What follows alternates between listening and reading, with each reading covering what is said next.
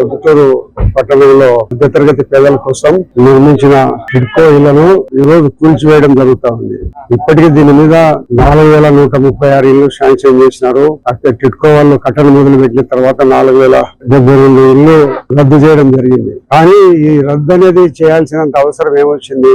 మధ్యతరగతి ప్రజలు 25,000, 35,000, 25,000, 35,000 పెట్టి అందరూ టిడ్కో ఇళ్లను తీసుకొని ఉంటే వాళ్ళ ఆశలు ఒమ్ము చేసే దాంట్లో భాగంగా ఈ రోజు 20 కోట్లు 30 కోట్ల రూపాయల టిడ్కో ఇళ్లను ఈ ప్రభుత్వం ధ్వంసం చేస్తా ఉంది. ఎక్కడ కూడా ఈ ప్రభుత్వం ఏం చేసినా కూడా ఆ ప్రభుత్వం చేసిన పని తను పూర్తి చేయకూడదు, అది అంతటితోనే ఆగిపోవాలని చాలా దుర్మార్గమైన ముఖ్యమంత్రి. ఈ ముఖ్యమంత్రి రాష్ట్రాన్ని మరొకసారి వస్తే రాష్ట్రం ఏదో పాకిస్తాన్ ఆఫ్ఘనిస్తాన్ మాదిరి అయ్యేటంత దుర్మార్గ పరిస్థితులు ఈ ఇళ్లను ఎవరూ తీసుకోకూడదని లబ్ధిదారులందరికీ కూడా ప్రచారం చేయడం జరిగింది. ఏ లబ్ధిదారుడు టిడ్కో ఇళ్లను తీసుకోకూడదని ఆయన పేరుతో ఇది ఇళ్ల ప్లాట్ వేసి జగనన్న కాలనీ అనిపించుకోవాలనే ఆతృత, అది అత్యుత్సాహము, దుర్మార్గము తప్పక కట్టిన ఇళ్లను పడగొట్టే దుర్మార్గుడు ఎవరైనా ఉన్నాడా? మన ఎమ్మెల్యే కూడా పడగొట్టమని చెప్పినాడు. ఈ ఇళ్లను పడగొట్టి మధ్యతరగతి ప్రజలకు ఇచ్చిన డబ్బులు కూడా కొంతమందికి ఇవ్వలేదు. వారందరూ కూడా లబ్ధిదారులు దీంట్లో చేరి